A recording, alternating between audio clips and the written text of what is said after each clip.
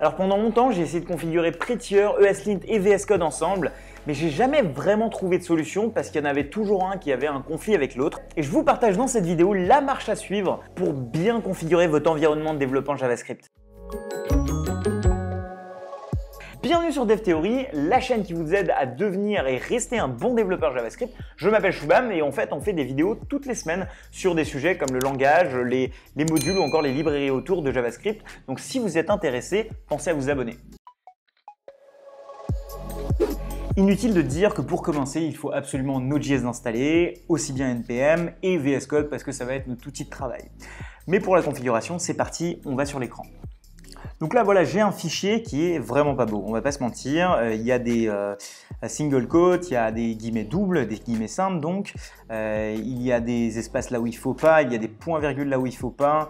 Rien n'est vraiment coordonné, bref, il va falloir travailler sur ce fichier. Et nous, ce qu'on veut pendant toute cette vidéo, à la fin de cette vidéo, vous devez avoir un workflow dans lequel, à chaque fois qu'on va appuyer sur sauvegarder, tout cela va être mis en forme, aussi bien d'un point de vue visuel avec Prettier, mais d'un point de vue réglementaire, c'est-à-dire avec des règles qu'on aura mis sur ESLint.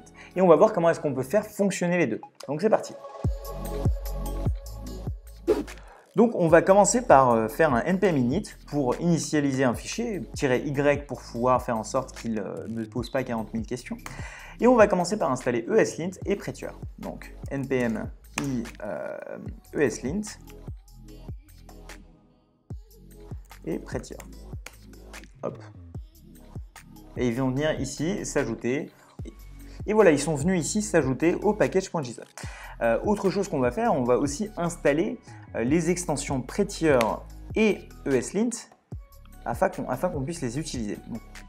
Donc ça, en fait, c'est des extensions pour VS Code. D'ailleurs, on a fait une vidéo sur les 5 extensions VS Code les plus utilisées. Je vous invite à les regarder, elles sont juste au-dessus.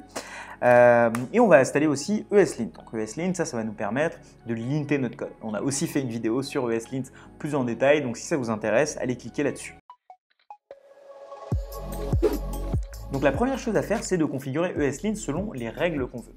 Et pour ça, on va utiliser la configuration Airbnb. Il y a plusieurs configurations possibles, donc typiquement celle de Google, celle de Standard.js. On en a parlé lors de la dernière vidéo sur ESLint. Mais voilà, moi, c'est celle que j'utilise. Sur ce GitHub, vous avez marqué ce qu'il y a de bon et de mauvais. Typiquement, il ne veut pas qu'on utilise des var, mais plutôt des const. Donc voilà, c'est celle qu'on va venir l'utiliser. Donc pour ça, on va commencer à initialiser notre ESLint. Eh bien, on va faire node module, ESLint, hop, init, pardon, bin, et puis ensuite ESLint, avec --init. Et là, il va nous poser un certain nombre de questions pour qu'on puisse le configurer. Donc pareil, là je vais assez vite parce qu'on l'a fait sur la vidéo sur ESLint. Est-ce que je vais aller sur un browser? Non, je vais utiliser Node. Est-ce que je vais utiliser un style de guide connu? Donc en fait une coding style assez connue. Oui, et je vais utiliser celle de Airbnb. Et voilà. Donc à partir de ce moment-là, ESLint, il va aller télécharger le standard Airbnb pour pouvoir faire en sorte de configurer notre ESLint RC avec Airbnb Base. Donc voilà, une fois que l'installation est finie, on vient de voir qu'il y a un ESLint RC qui s'est créé avec un certain nombre de configurations, notamment qui l'étend de Airbnb Base. D'ailleurs, on vient d'installer ESLint et il y a maintenant le plugin ESLint sur VS Code qui nous rapporte un certain nombre de problèmes.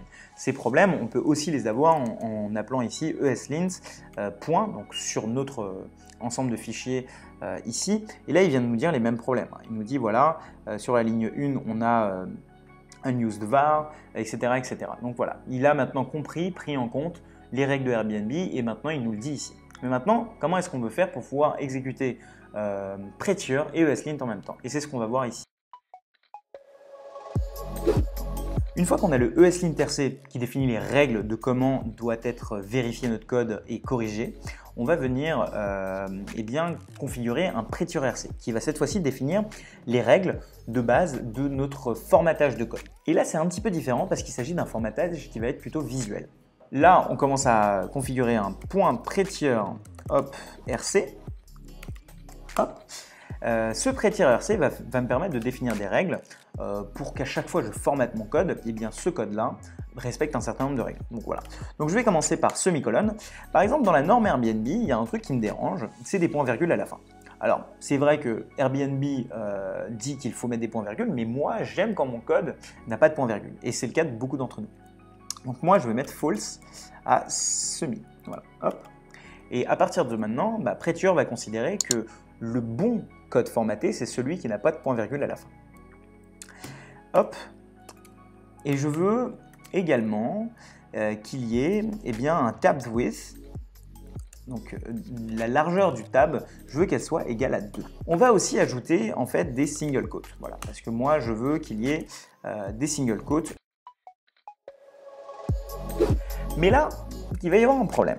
Il va y avoir un problème entre ESLint, qui me dit qu'il faut un point-virgule, et Prettier, qui me dit qu'il ne faut pas de point-virgule. Et c'est là l'essence même de notre vidéo, parce que il va y avoir un conflit entre les deux, et on va voir comment est-ce qu'on va résoudre ce conflit. Ici, si on formate ce fichier-là, donc POM-shift-P format document, eh bien, on a bien mis des single quotes, et il a bien, en effet, enlevé les points-virgules, etc., etc.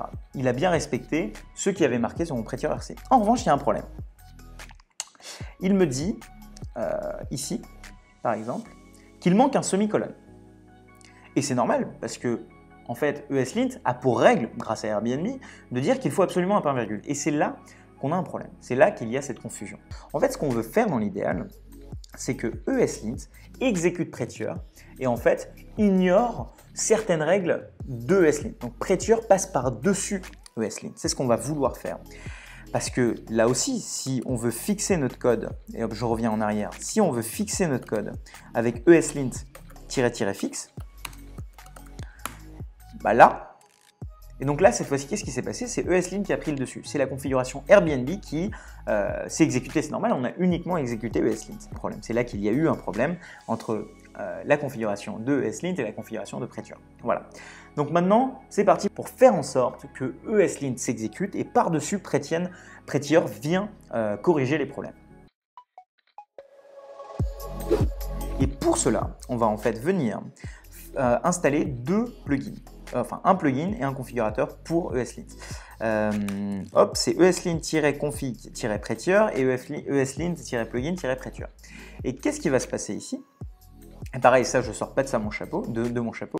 En fait, dans ESLint-config-Prettier, il nous explique sur le GitHub que si on veut faire en sorte que les règles de Prettier passent par-dessus les règles de Airbnb, il faut en fait extend de Prettier. Et on a de l'autre côté, sur le site de Prettier, qui nous explique qu'il faut installer Prettier en tant que plugin pour faire en sorte qu'à chaque fois que ESLint s'exécute, Prettier vienne par-dessus mettre ses règles. Donc là, c'est ce qu'on va faire dans notre ESLint RC. On va venir ici étendre de Prettier et on va aussi venir ajouter Prettier en tant que plugin. Hop, je vais venir juste copier-coller ces choses-là. Hop. Les rules, je vais les mettre au-dessus. Vous savez, on est des développeurs, on est forcément lazy. Et voilà. Donc là, j'ai un ESLint RC qui est bien configuré et qui va me permettre de faire en sorte, théoriquement, de run Prettier à chaque fois que je vais lancer ESLint. C'est ce qu'on va vérifier. Hop, je reviens sur mon fichier qui était mal configuré. Et là, normalement, si je fais ESLint-fixe, il m'a évidemment corrigé tous les var en const, c'est-à-dire que la norme Airbnb s'est bien exécutée, ESLint s'est bien exécuté, et en plus, cette fois-ci, il ne m'a pas ajouté les points-virgules. Pourquoi? Parce que Prettier a pris le dessus. Et voilà, là on a une configuration idéale pour ESLint et Prettier, avec ESLint qui s'exécute et Prettier qui s'exécute par-dessus. Mais on va ajouter une petite chose qui va faire en sorte que cette chose-là que je viens de faire avec ESLint.-fixe soit exécutée à chaque fois qu'on va formater, qu'on va save notre document, qu'on va l'enregistrer. Pour ça, eh bien, il faut faire POM-shift-P pour open les workspace settings. Donc en fait, ce qui vont, donc c'est les configurations de notre workspace. Et on va lui dire que, eh bien là, moi je veux des tabs de 2 parce que c'est ce qu'on a mis dans notre Prettier RC. Et je veux aussi qu'à chaque fois que tu saves, que tu fasses du format on save. Et là, ce que ça va faire, ça va créer un petit fichier settings.json dans lequel il y a format on save à true. Hop. Et là, qu'est-ce qui se passe? Et enfin, en fait, on va avoir un problème. On on va avoir un problème parce que le format onSave, par défaut, il ne fait pas du tout appel à ESLint, mais il fait appel à Prettier. Mais sauf que ça, c'est un problème parce que notre Prettier ne respecte pas les règles de ESLint. J'espère que je suis clair. Donc, par exemple, si on met ici, on va dire un var, et ben, hop, ESLint nous dit qu'il y a un problème. En revanche, à chaque fois que je vais save, ce var ne s'enlève pas. Nous, ce qu'on veut, c'est que ESLint se lance à chaque fois. Donc, qu'est-ce qu'on va faire? On va venir ici, dire que dans le cas de JavaScript, on ne veut pas du tout que editor onSave se lance, format onSave se lance. On veut que à chaque fois qu'on save, donc action onSave, notre fichier, eh bien, ça soit ESLint qui se lance. Pour pouvoir faire en sorte que ESLint se lance, eh bien, il faut faire source.fixAll égale true. À partir de ce moment-là, à chaque fois qu'on va save notre fichier, par exemple, je reviens dans mon fichier qui était très moche tout à l'heure, donc à chaque fois que je vais le save, il va y avoir deux choses qui vont s'exécuter. On a bien vu que tous les vars sont passés à const et on a aussi vu qu'il n'y a pas de point-virgule. Donc ça veut dire qu'à chaque fois qu'on a save, il y a ESLint qui va venir runner sur mon fichier. Donc voilà, c'était aussi simple. Trois choses. Être certain d'avoir installé ESLint, être certain d'avoir installé Prettier, évidemment d'avoir installé les extensions qu'il faut sur VS Code, bien lier les deux pour qu'à chaque fois, quand on lance ESLint, il y ait bien Prettier avec ses règles personnalisées qui se lance également. Et c'est tout pour cette vidéo sur ESLint, Prettier et VS Code. Et j'espère que vous avez maintenant un environnement de travail qui est bien configuré. Si c'est le cas, et en tout cas si vous avez bien aimé cette vidéo, pensez à mettre un pouce bleu, ça nous aide beaucoup. Ça aide à faire connaître cette vidéo au plus grand nombre. Si vous avez envie de tester vos connaissances en JavaScript en moins de 5 minutes, on vient de sortir un nouveau challenge. C'est un espèce de QCM, un quiz avec des mini-questions assez rapides à répondre. Donc si vous êtes intéressé, pensez à cliquer en bas sur challenge.devtheory.fr. En attendant, je vous dis à bientôt et on se retrouve pour une prochaine vidéo.